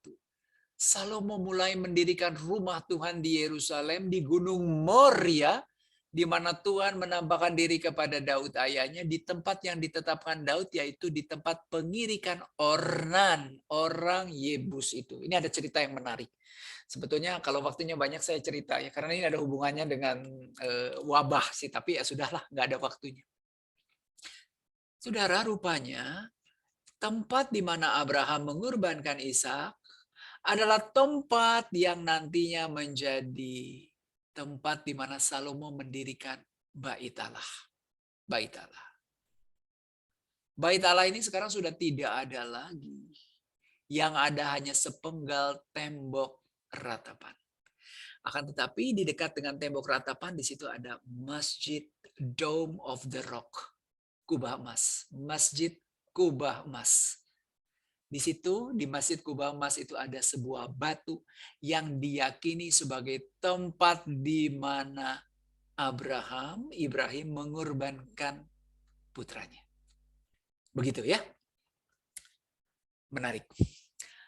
Terus sekarang kita lanjutkan lagi. Ayat yang ketiga.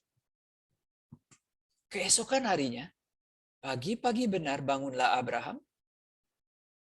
Ia memasang pelana keledainya dan memanggil 2 orang bujangnya beserta Ishak anaknya. Ia membelah juga kayu untuk kurban bakaran itu. Lalu berangkatlah ia dan pergi ke tempat yang dikatakan Allah kepadanya.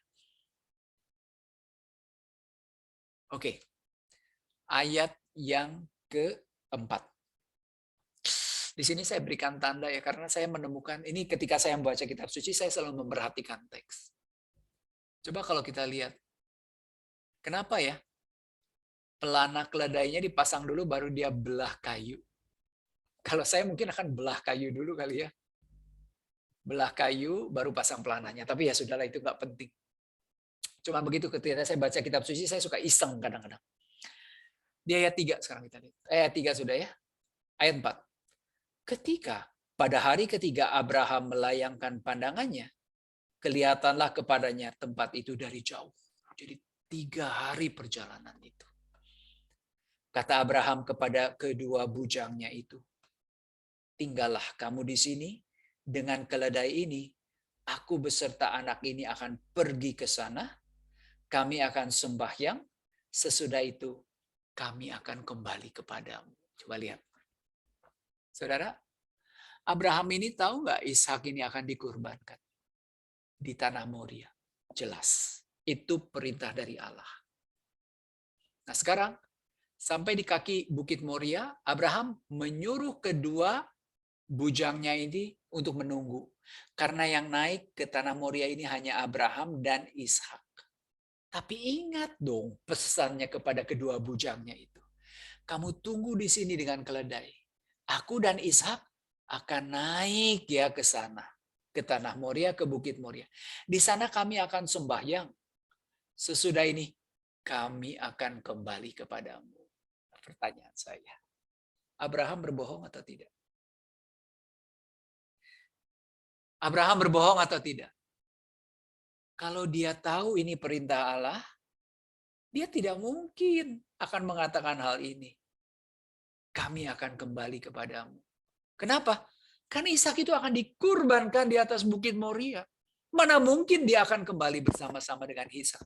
Harusnya dia berkata, sesudah itu aku kembali kepadamu, bukan kami. Kemungkinan kedua, Abraham tahu bahwa dia hanya pura-pura dicobai oleh Tuhan. Itu lebih gila lagi asumsi seperti itu. Maka kita perlu mencari sebuah logika untuk memahami jalan pikiran dari Abraham. Ini logika yang harus dicari. Jadi gini logikanya. Kalau Abraham ini yakin bahwa dia itu benar-benar disuruh oleh Allah untuk mengorbankan Ishak, dia pasti tahu Ishak ini akan berakhir mati. dikurbankan. Maka dia akan kembali turun dari Bukit Moria sendiri saja. Nah kalau begitu, 3 hari perjalanan itu bagaimana?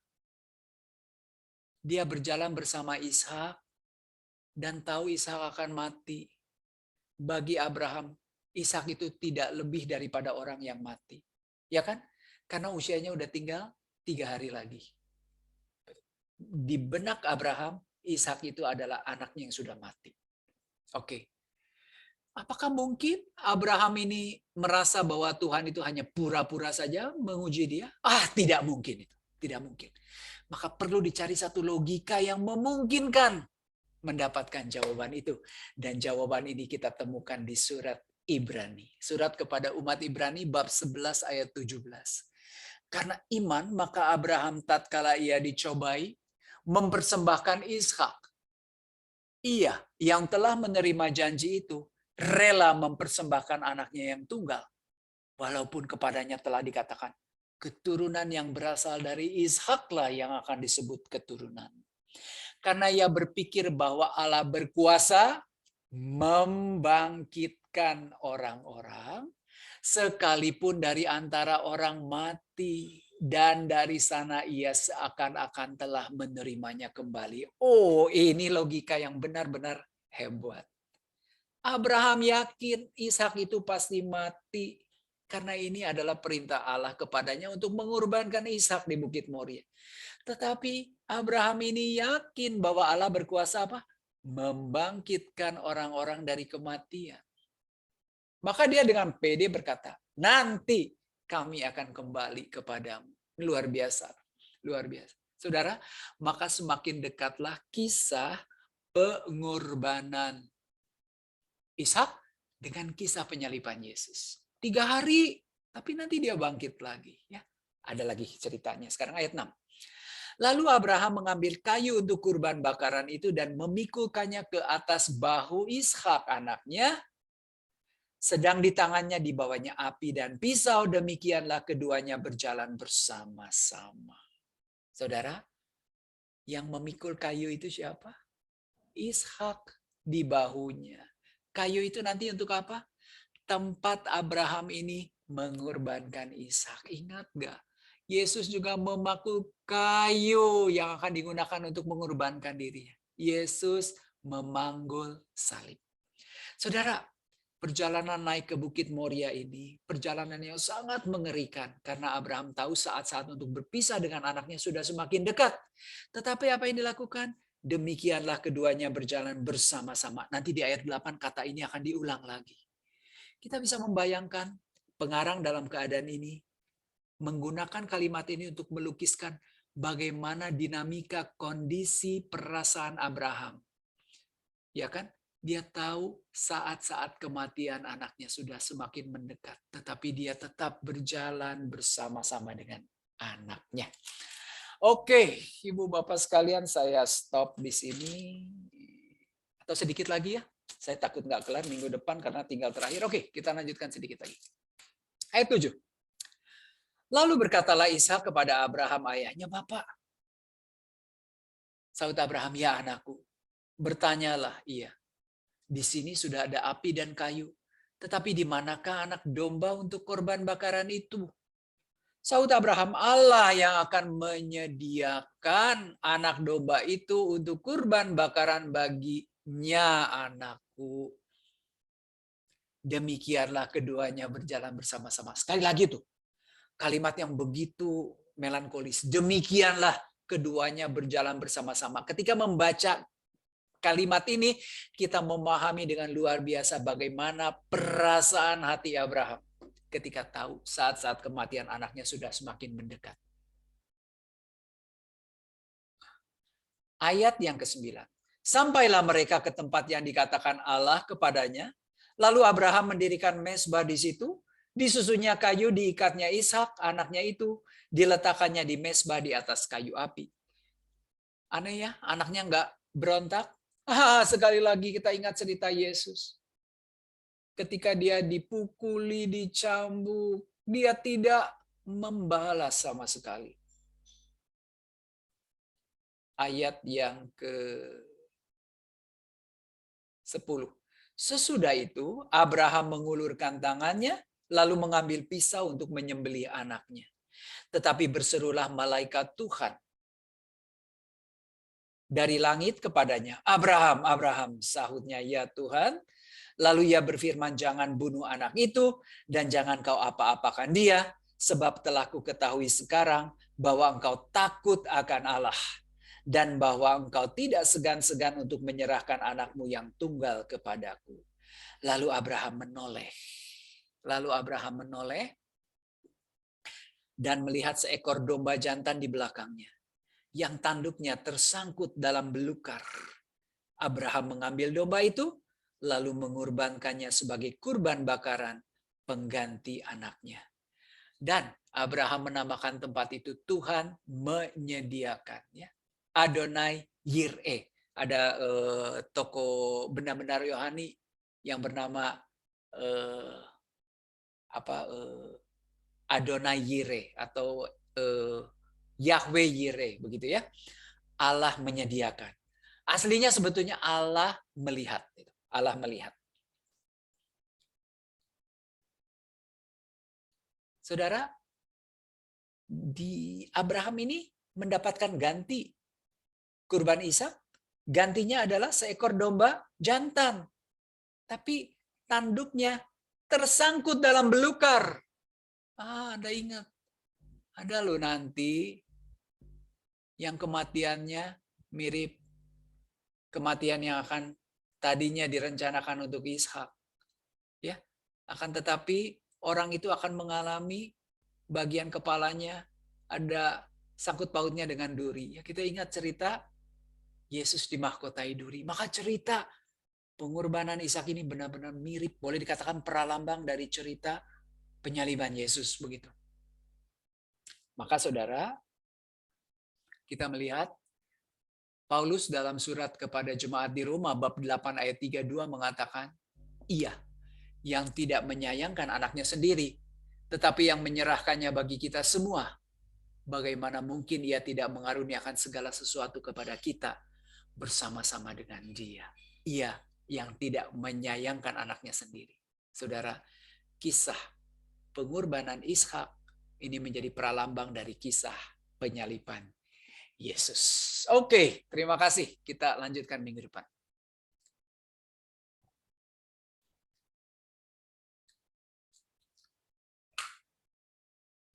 Ada pertanyaan?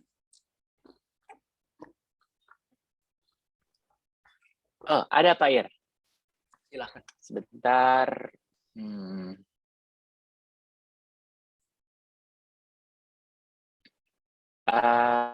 Ada pertanyaan dari Sis Stefani dan Sis Lana yang cukup mirip. Dikatakan, apakah demikian cara menghormati tamu hingga menjadikan anaknya pengganti atau korban kepada orang-orang Sodom demi tamu-tamunya? Apakah pada zaman hal itu dibenarkan, Pak Ir? Nah, betul. Jadi rupanya adat istiadat masyarakat Timur Dekat pada saat itu memang sangat menjamu tamu yang bermalam di rumah kita itu berada dalam tanggung jawab keselamatan pemilik rumah begitu. Jadi mereka itu tidak segan-segan untuk mengorbankan keluarganya sendiri demi untuk menjaga keselamatan dari tamunya. Sesuatu hal yang menurut kita mungkin aneh gitu ya, tapi ya begitulah berlaku pada saat itu. Lanjut. Oke, Pak Ir, ada pertanyaan. Di era Abraham, usia mereka atau manusia menggunakan tahun berdasarkan kalender apa? Kalender yang sekarang kita gunakan, kalender Masehi, 1 tahun itu 365 hari. Tentu saat itu 1 tahun berapa lama? Oke. Saudara, masyarakat Yahudi itu dalam menghitung tahun menggunakan peredaran bulan. Berarti 1 bulan itu 29 atau 30 hari. Maka totalnya 354 hari 1 tahun itu. 1 tahun 354 hari. Mirip dengan tahun Islam, tahun Hijriah. Bedanya apa? beberapa tahun sekali mereka menetapkan tahun Kabisat. Tahun Kabisat adalah tahun yang isinya 13 bulan. 13 bulan ini, bulan yang diulang adalah bulan yang ke-12 atau bulan Adar. Kenapa mereka harus menetapkan tahun Kabisat? Karena Nisan, 15 Nisan, Paskah harus jatuh pada musim semi. Kalau terus-menerus menggunakan peredaran bulan, bisa-bisa Paskah ini geser terus seperti Idul Fitri begitu. Nah, kalau orang Yahudi tidak mau. Nisan, 15 Nisan, Paskah harus jatuh pada musim semi. Maka mereka adjust beberapa tahun sekali dengan tahun Kabisat. Itulah jawabannya, 1 tahun 354 hari, beberapa tahun sekali ada tambahan 1 bulan lagi. Mirip kalender Chinese. Kalender Chinese kan kenal Lun Gui. Hanya bedanya kalau kalender Chinese, bulan yang diulang itu bisa bulan pertama, bulan kedua, bulan ketiga, sampai bulan ke-12. Kalau orang Yahudi hanya bulan ke-12 yang diulang. Adar. Makanya ada Adar Alef, ada Adar Bet. Adar A, Adar B. Lanjut. Abraham atau Israel mengadakan perjanjian dengan Abimelek, Palestina, agar keturunan masing-masing saling hidup rukun di tanah Palestina. Itu satu hal yang mustahil karena Kain dan Abel saja tidak bisa rukun. Bagaimana caranya agar ada perdamaian di mana manusia semakin banyak saat itu, Pak Ir? Saya yakin sekali penulis kitab suci mencatat banyak cerita tentang kerukunan hidup berkeluarga, itu dengan tujuan supaya manusia menyadari pada dasarnya kita itu semua umat manusia itu adalah makhluk yang diciptakan oleh Tuhan. Maka kita itu harus bersahabat. Ya. Tidak perlu memandang kamu itu ras apa, etnis apa, dan lain-lain. Tetap bersahabat. Ini digaungkan di sepanjang kitab suci. Sayang, manusia gagal menangkap pesannya. Saya kali ini mengajar Abraham, salah satu tujuannya seperti itu. Bahwa jangan sekali-kali mengklaim Ishak atau Israel menjadi pemilik eksklusif dari tanah Palestina. Tidak sama sekali ya. Tidak ada, karena sama-sama kita lihat diberkati. Ismail juga. Gitu. Esau tidak diberkati juga. Ya. Jadi kita jangan katakan mustahil. Kalau kita masing-masing mau berupaya untuk hidup dengan damai, sesuatu yang mustahil bisa menjadi sesuatu hal yang mungkin. Lanjut. Ada pertanyaan dari Kejadian 21 ayat 14 sampai 15. Bagaimana Ismail yang 17 tahun itu ditaruh di bahu Hagar? Baik. Jadi yakin Kejadian bab 21 ini berdasarkan sebuah tradisi yang meyakini Ismail masih muda pada saat itu. Jadi kalau membaca cerita dalam Taurat, jangan membaca sebagai kisah kronologis ya. Kisah-kisah ini adalah kisah-kisah yang disusun seperti bunga rampai gitu ya. Ini ada cerita ini dicomot dimasukin ke sini, cerita ini dicomot dimasukkan ke sini. Maka kadang-kadang kita menemukan fakta-fakta yang kurang pas gitu ya. Jadi kemungkinan besar cerita ini diambil dari suatu tradisi yang meyakini bahwa ketika Hagar melarikan diri dengan Ismail, itu Ismail masih kecil. Jadi masih bisa dipangku di atas pundaknya. Nah, cerita ini kan Anda tahu kan, kalau Idul Adha, orang Muslim, nah ada cerita tentang Siti Hajar begitu ya, bulak-balik gitu, sampai dia menemukan air Zam-Zam begitu. Menarik ya ceritanya. Cuman kadang-kadang kita bertanya, kok pindah tempatnya jadi jauh? Karena sini ceritanya kan di daerah Mesir ya, sedangkan itu di daerah Arab begitu. Lanjut. Malam Pak Ir, tadi dikatakan bahwa cara orang Yahudi menceritakan tentang nenek moyang mereka sedikit berlebihan. Dan juga ada cerita kurang baik seperti incest untuk nenek moyang bangsa Moab. Nah, apakah ini berlaku Pak untuk cerita di Alkitab kita yang mengatakan bahwa Ishak yang dikorbankan, tetapi di agama sebelah jika masa Idul Adha di dalam khotbah-khotbahnya itu adalah Ismail? Betul.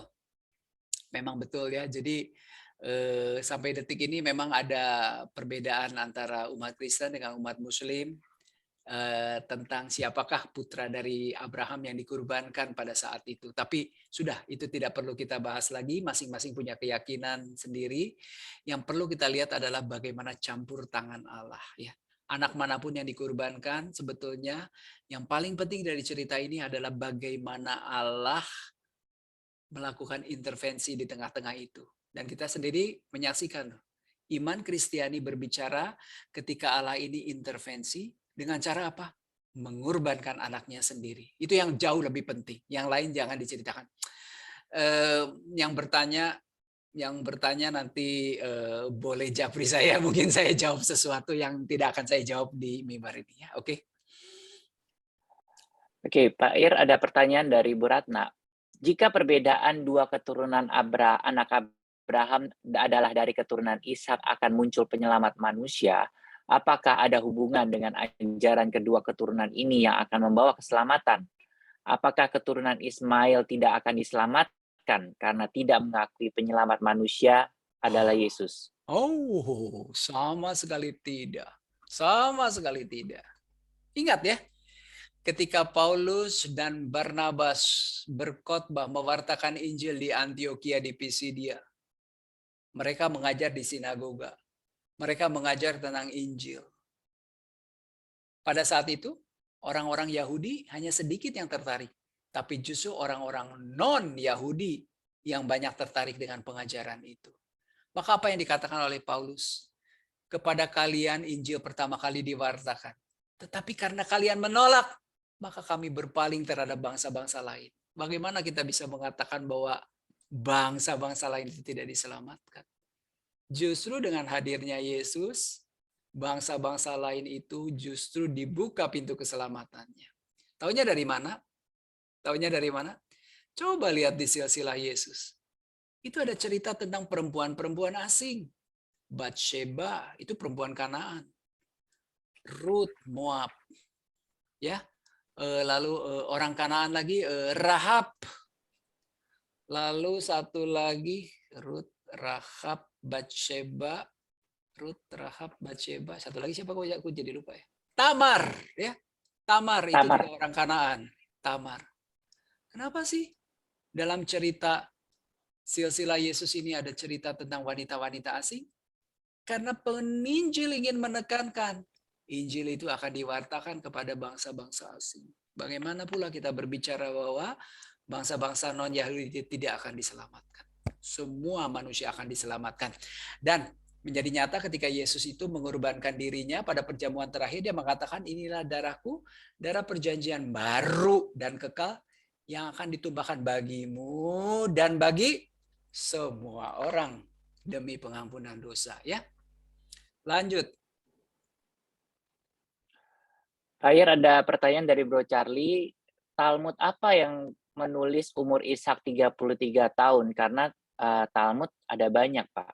Kalau tidak salah namanya Talmud Neofiti. Kalau tidak salah, Talmud Neofiti. Banyak loh, tapi saya nggak tahu. Kalau nggak salah ya, Talmud Neofiti. Ada lagi, lanjut. Pak Ir, saya pernah dengar dari ceramah seorang Muslim yang mengatakan bedanya cerita tentang Ishak ini. Di Kristen, Ishak tidak tahu menahu tentang rencana ayahnya. Dia cuma manut saja. Sedang dikisahkan oleh penceramah tersebut, Abraham menceritakan kehendak Allah pada Ishak. Dan Ishak menyetujui dengan ikhlas untuk mengorbankan diri. Gimana menurut Pak Ir? Memang Al-Quran mencatat ya mengenai teks itu bahwa Ismail itu justru menguatkan hati Ibrahim ketika Ibrahim itu menerima perintah untuk mengorbankan dia. Emang ada cerita itu. Jangan tanya saya lah ya, saya bukan ahli Islamologi gitu. Tapi memang benar itu tercatat. Next. Pak Irhandi, sejak kapan dikenal penyimpangan seksual seperti LGBT? Sebelum zaman Abraham dan Lot, referensi itu Kejadian 19 ayat 4, apakah Taurat Musa ada hukum tentang homoseksual? apakah hukumannya bagi mereka? Terima kasih. Gini loh, zamannya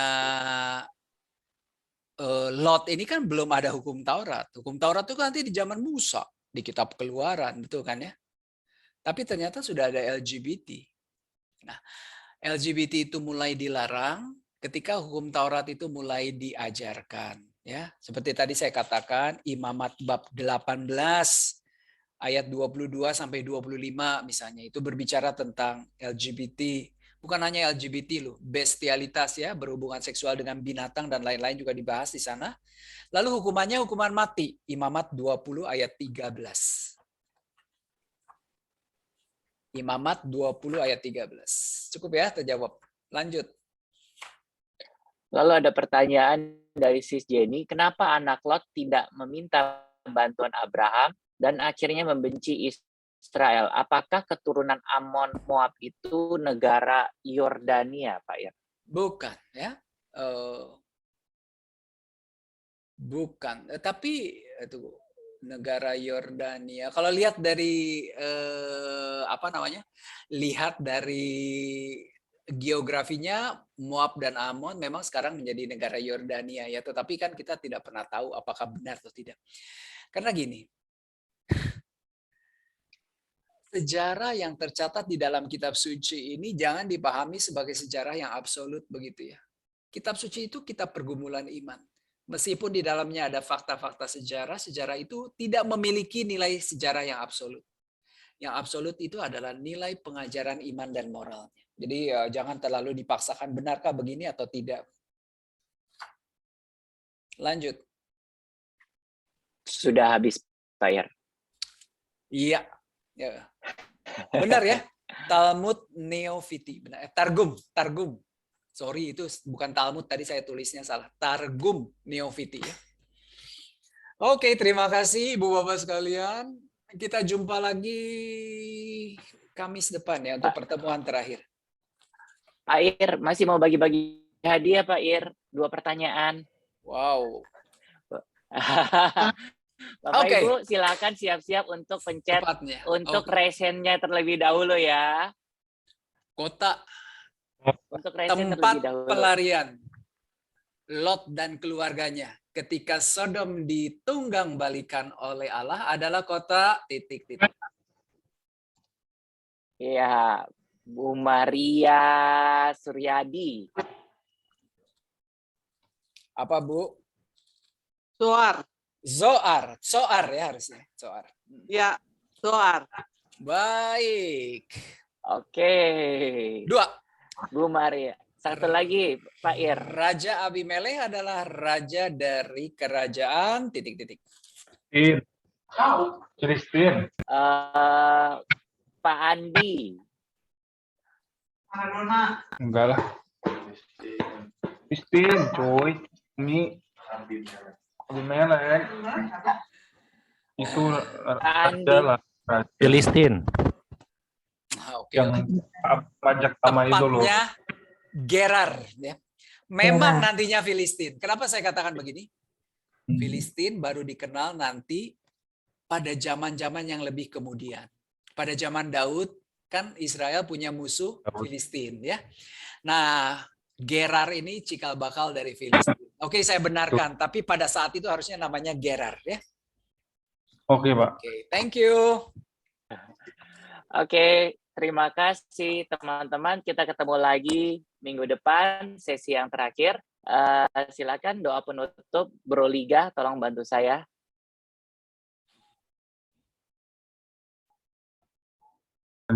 Ya, thank you Matthew. Ya, teman-teman, sebelum kita udahan, kita doa dulu ya. Oke, terima kasih Bapak, terus amin. Bapak, terima kasih atas pengajaran yang dibawakan oleh Pak Irhandi Ludianto. Semoga hari ini pengajarannya kita dapat betul-betul mengenal siapa itu Abraham, dan semoga kita bisa dapat menyerap atas pelajaran hari ini agar kita dapat mengimplementasikannya dalam kehidupan kita sehari-hari. Sebentar lagi kami semua akan balik ke rumah masing-masing, dan semoga segala sesuatunya ke depan diberi kelancaran dan agar ke depan, minggu depan dapat kami semua dapat berkumpul kembali dalam bab terakhir atas pembahasan Nabi Abraham. Terima kasih Bapak atas hari yang indah ini. Demikianlah doa kami. Amin. Terus amin. Oke, Amin. thank you. Thank you Pak Ir. Makasih Pak Thank Ir. you, thank Terima you. kasih thank Pak you. Irandi. semua. Terima Terima kasih kasih. Bro Tunggu Matthew. minggu Thank depan. you. Pak Ir, Bro Matthew. Pamit. Makasih Pak Irandi. Malam Matthew. Malam. Malam. Terima kasih. Ketemu lagi minggu depan. Malam Pak Irandi. Oke. Terima kasih. Ini kamera kadang bisa, kadang enggak. Berisik lu bro, gua kasih lihat nih. Yuk bro, doain ya. Ya Pak Andi. Udahlah, error udah gue lihat.